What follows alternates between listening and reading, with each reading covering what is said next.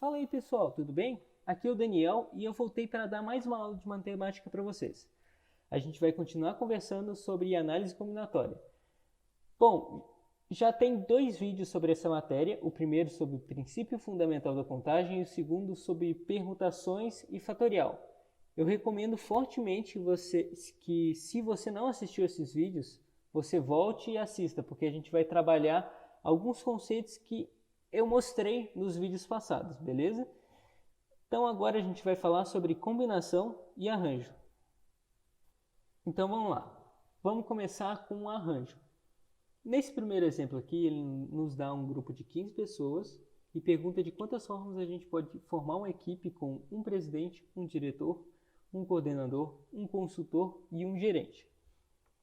Beleza, a gente já fez questões bem parecidas nas aulas anteriores e o que a gente vai ter que fazer é aquele mesmo método de resolução, só que vai funcionar da seguinte maneira. A primeira pessoa a ser escolhida vai ser o presidente, a segunda vai ser o diretor, a terceira vai ser o coordenador e assim por diante. Então, para a primeira casa a gente vai ter 15 possibilidades, para a segunda 14 e com o mesmo raciocínio a gente chega nessas outras possibilidades para as próximas casas.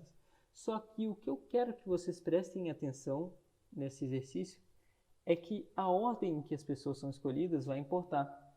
O que eu quero dizer com isso? Vamos pegar, por exemplo, a equipe ABCDE e comparar com a equipe AECDB. Veja bem, as duas equipes têm os mesmos integrantes, só que a ordem em que eles foram escolhidos é diferente. E o que isso faz? Isso faz com que os cargos que cada pessoa vai pegar em cada equipe sejam diferentes. Então as equipes vão ser diferentes, porque se a gente pegar os presidentes vão ser os mesmos, vão ser a pessoa A. Só que os coordenadores já vão ser diferentes, porque o coordenador da primeira equipe vai ser a pessoa B e o coordenador da segunda equipe vai ser a pessoa E. Então a gente consegue concluir com isso que a ordem de escolha vai influenciar na equipe. Então, vai influenciar na equipe.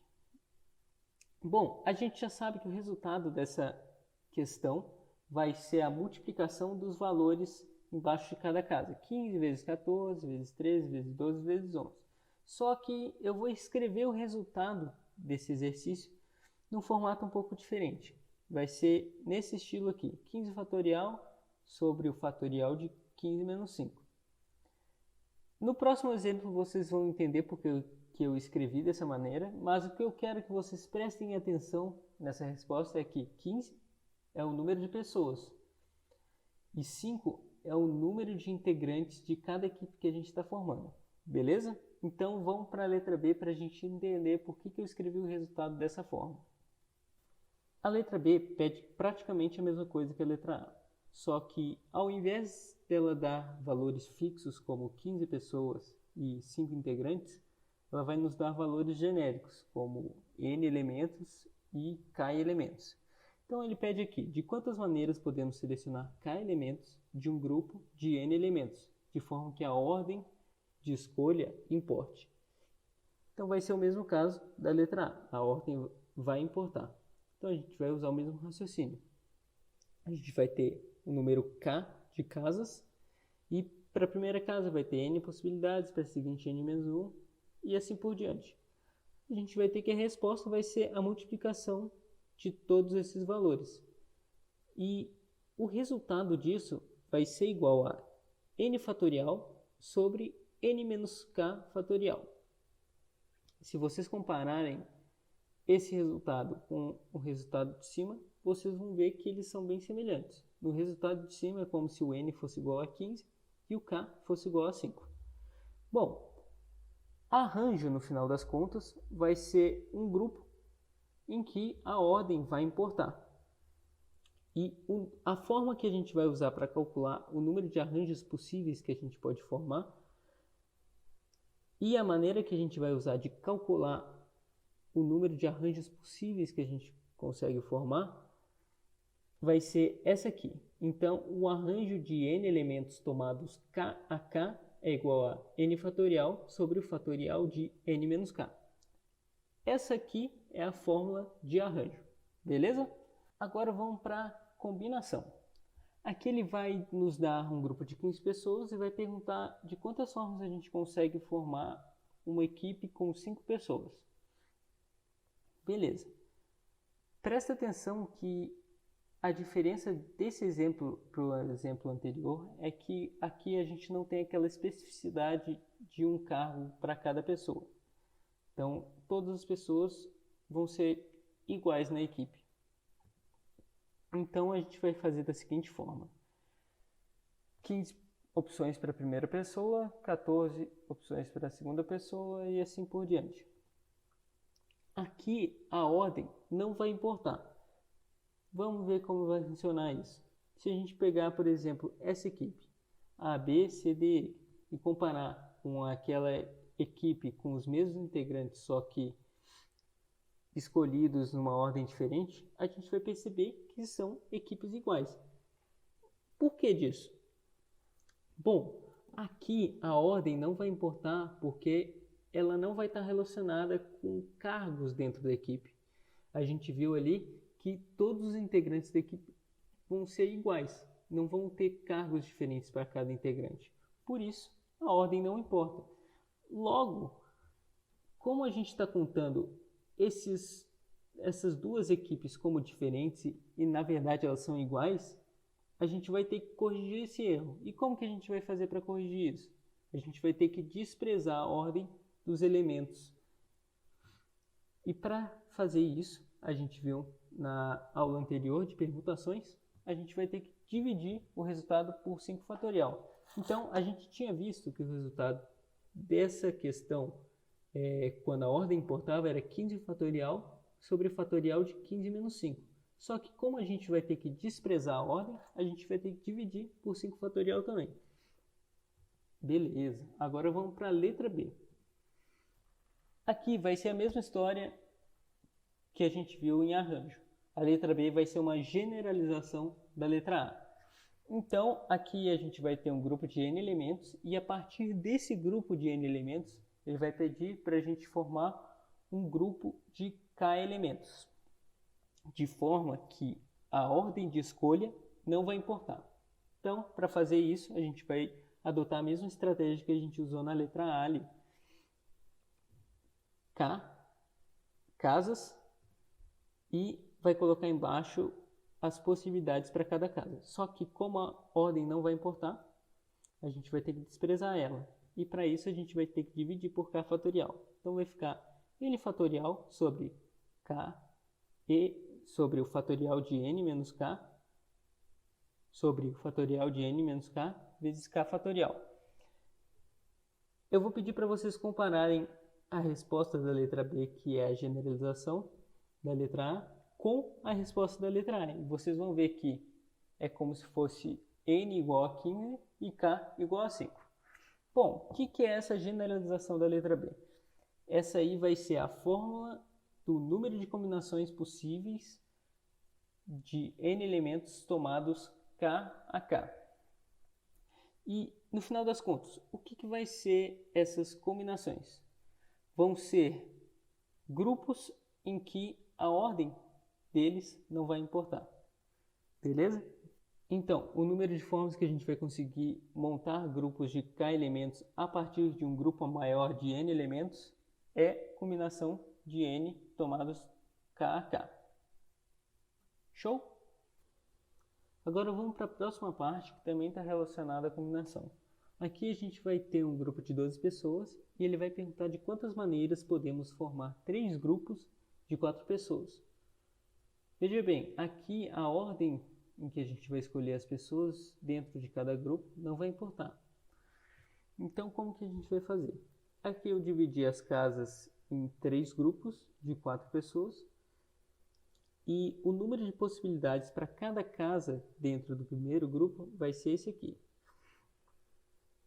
E como a ordem dentro de cada grupo não vai importar, a gente vai ter que desprezar a ordem, dividindo por 4 fatorial. Então, quando a gente fizer essa divisão, essa correção aí, a gente vai chegar em combinação de 12 termos tomados 4 a 4. Se a gente fizer a mesma análise para o segundo grupo, vendo as possibilidades de cada casa e depois fazendo a correção, dividindo por 4 fatorial, já que a ordem ali também não vai importar, a gente vai chegar em combinação de 8 tomados 4 a 4. E a mesma coisa vai acontecer para o último grupo. Essas vão ser as possibilidades para cada casa. Dividindo por 4 fatorial, a gente chega em combinação de 4 termos tomados 4 a 4. Só que o que a gente está calculando quando a gente faz dessa forma? Bom, vamos pegar um exemplo. Vamos supor que eu escolho um time A com determinados integrantes, um time B com determinados integrantes e o time C com outros integrantes também. Beleza, vamos supor que eu escolha primeiro esse time A, depois esse time B, depois o time C. Se eu escolher primeiro o time B, depois o time A, depois o time C, você concorda que vai ser a mesma coisa? A gente vai ter escolhido esses mesmos 3 times, mesmo que tenha sido em ordens diferentes? Bom, quando a gente faz o cálculo dessa forma, a gente vai estar considerando que essas escolhas vão alterar no resultado final que a gente vai chegar. Então, escolher primeiro o time A, depois o time B, depois o time C, vai ser diferente, vai ser considerado como diferente de escolher primeiro o time A, depois o time C e depois o time B. Então, todas essas permutações que alteram a ordem de escolha de cada time vão ser consideradas diferentes, quando na verdade não são. Então, o que a gente vai ter que fazer? Como a gente está contando várias vezes a mesma configuração, a gente vai ter que desprezar a ordem dela também. Então, a gente vai ter que desprezar a ordem da escolha de cada time. Então, a gente vai ter que dividir por 3 fatorial.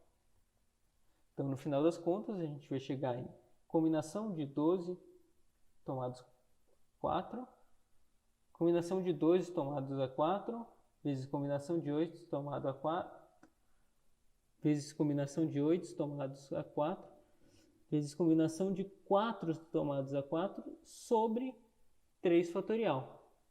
Show! Agora vamos para alguns problemas com números inteiros.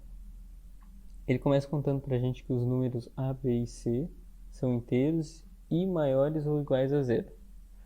E ele pergunta para a gente de quantas maneiras a gente vai conseguir escolher esses 3 números de forma que a soma deles seja igual a 10. Ou seja, A mais B mais C vai ser igual a 10. Aqui a gente tem um exemplo. 6 mais 3 mais 1 vai ser igual a 10, de forma que o A seria igual a 6, o B seria igual a 3 e o C seria igual a 1. Se a gente fosse representar esses números de uma outra forma, por exemplo, com pontos, a gente teria essa imagem aqui. 6 pontos, depois um sinal de mais, depois 3 pontos, depois um sinal de mais e por último um ponto. De forma que esses 6 pontos seriam o número A, depois esses 3 pontos o número B e depois o número C. Beleza. Se a gente for parar para pensar, todas as distribuições possíveis desses pontos e desses sinais de soma iriam representar uma escolha diferente dos números A, B e C. Então, o que a gente vai ter que fazer para descobrir de quantas formas a gente pode escolher esses 3 números A, B e C? A gente vai ter que fazer uma permutação com repetição desses elementos. Para fazer isso, a gente tem que descobrir quais são os elementos que estão repetindo. Aqui a gente tem 10 pontos que são iguais e 2 sinais de soma que também são iguais. Então, no final das contas, a resposta para o problema vai ser 12 fatorial sobre 10 fatorial sobre 2 fatorial. Agora, esse problema, que é bem parecido com o anterior, ele coloca uma restrição. Ele fala que os números A, B e C são maiores do que zero. Então, eles não podem ser iguais a zero, igual no problema anterior aqui. Se a gente voltar lá para a representação dos números com pontos, a gente pode ver que o número A pode ser igual a zero se a gente pegasse o sinal de soma, por exemplo, e trouxesse ele para cá. Tirar ele daqui e colocasse aqui. De forma que o número A representaria o número zero, já que não tem nenhum ponto aqui. Então, na letra B ele está pedindo para a gente desconsiderar esses casos em que o A, o B e o C, ou o C, né, seria igual a zero. E como que a gente vai fazer isso? A gente vai usar esse truque aqui. O A vai ser igual a um outro número que pode ser igual a zero, mais 1. O B a mesma coisa, um outro número mais 1. E o C, um outro número mais 1 também. E o que a gente vai fazer? Vai substituir em A mais B mais C igual a 10, a gente vai substituir esses outros valores que a gente está dando para os números A, B e C. Então, no final das contas, a gente vai chegar aqui, D mais E mais F vai ser igual a 7. E a gente vai resolver o problema da mesma forma que a gente resolveu a questão anterior. Uma representação com os pontos. A gente faz a permutação com repetição, com 7 pontos repetindo, 2 sinais de soma repetindo. Chegando em 9 fatorial sobre 7 fatorial sobre 2 fatorial. De curiosidade para vocês, esse tipo de questão, esse tipo de problema chama equação diofantina. Então, pessoal, de teoria era praticamente isso que eu queria passar para vocês. Agora eu queria recomendar que vocês fizessem os exercícios dessa matéria que estão na apostila. E eu queria fazer um convite para vocês assistirem a resolução de exercícios sobre essa aula. Lá eu vou fazer uma questão sobre que trabalha com esses problemas de números inteiros, só que não é um problema que está na cara que se resolve dessa forma. Então acho que seria legal vocês assistirem para ver qual é o estilo de problema que você tem que usar esse método de resolução, beleza?